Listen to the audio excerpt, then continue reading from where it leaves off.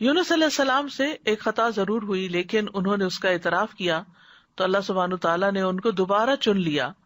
نبی صلی اللہ علیہ وسلم نے فرمایا کسی شخص کے لیے یہ کہنا جائز نہیں کہ میں یونس بن متی سے بہتر ہوں، کہ میں نے وہ غلطی نہیں کی جو ان سے ہو گئی تھی. تو یہ یونس علیہ السلام کی دعا ہے، لا الہ الا انت سبحانک انی کنت من الظالمین.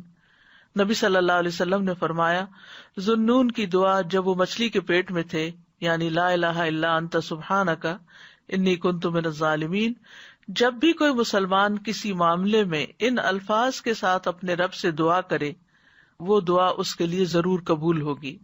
یعنی یہ دعا کی قبولیت کا ذریعہ بھی ہے. یہ دکھ دور کرنے والے کلمات ہیں.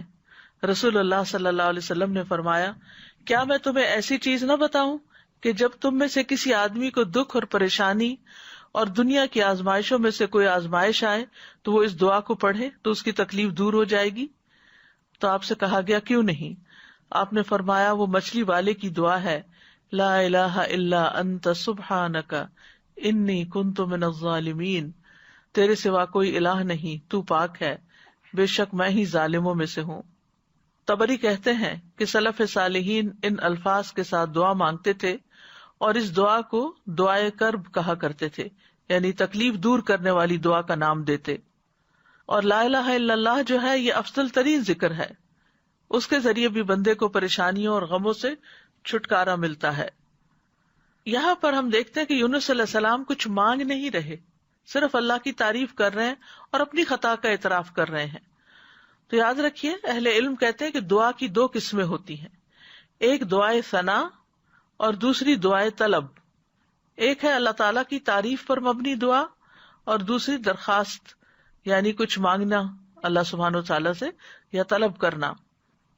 تو دعائے ثنا کیا ہوتی ہے؟ جیسے یہ ہے لا الہ الا انت سبحانک انی کنت من الظالمین، اور جیسے لا الہ الا اللہ وحدہ لا شریک لہ لہ الملک ولہ الحمد وہو علی کل شیء قدیر، یہ عرفہ کے دن کی دعا ہے.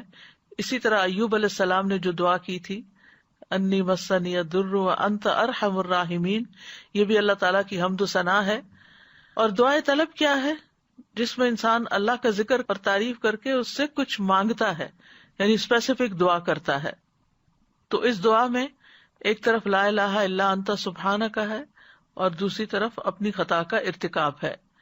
یاد رکھیے کہ نبی صلی اللہ علیہ وسلم سے اس دعا کی کوئی محدود گنتی وارد نہیں ہوئی. یونس علیہ السلام کے بارے میں بھی نہیں پتہ چلتا کہ انہوں نے کتنی دفعہ اس کو پڑھا، لیکن انہوں نے ایک دفعہ بھی جب اس کو پڑھا ہوگا پوری تڑپ کے ساتھ، پوری شدت کے ساتھ، تو اللہ سبحانہ تعالیٰ نے ان کی دعا قبول کر لی.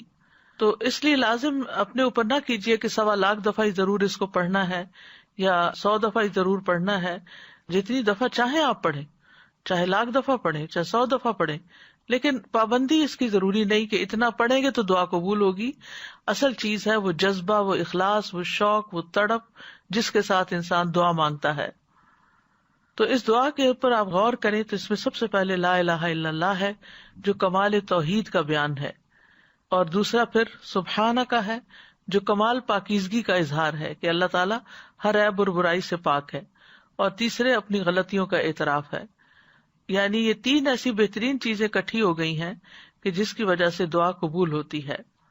اور پھر اس میں ان چیزوں کو دراصل وسیلہ بنایا گیا ہے.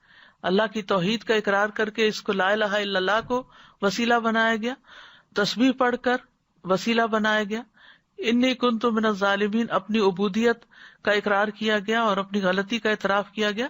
تو یہ سب دراصل دعا کی قبولیت کے لیے ایک وسیلہ بن گیا. ابن قیم کہتے ہیں جہاں تک مچھلی والے کی دعا کا تعلق ہے تو اس میں رب عز و جل کی کمال توحید، اس کی کمال پاکیزگی پائی جاتی ہے، اور اس میں بندے کا اپنے ظلم اور گناہ کا اقرار بھی ہے. اور یہ مصیبت، پریشانی اور غم کے علاجوں میں سب سے مؤثر علاج ہے، اور حاجتوں کو پورا کرنے کے لیے اللہ سبحانہ تعالیٰ تک پہنچنے کا سب سے مؤثر وسیلہ ہے. اور یہاں پر توحید کی اقسام کا بھی ایک طرح سے ذکر ہے اور اقرار بھی ہے. توحید کا اقرار جو ہے یہ دراصل انسان کو رب کے آگے جھکا دیتا ہے. اس سے اللہ تعالیٰ کی عظمت کا احساس انسان کے دل میں آتا ہے، اور پھر تسبیح پڑھ کر انسان اللہ سبحانہ تعالیٰ کو انتہائی پاکیزہ قرار دیتا ہے جو کہ اس کے شایان شان ہے، اور اپنے اوپر غلطی کو لیتا ہے اور خود اپنے رب کی طرف رجوع کرتا ہے. اور اس میں ہم دیکھتے ہیں کہ بہت لطیف طریقے سے ظلم پر معافی کی درخواست ہے. انہوں نے اپنی ذات پر اپنے ظلم کا ذکر کیا، جو ظلم کی تیسری قسم ہے نا، یعنی ظلم اور انسان کا اپنا نفس. تو یاد رکھیے اپنے گناہوں کا اعتراف کرنا حاجات پوری کرنے کا سب سے افضل دروازہ ہے.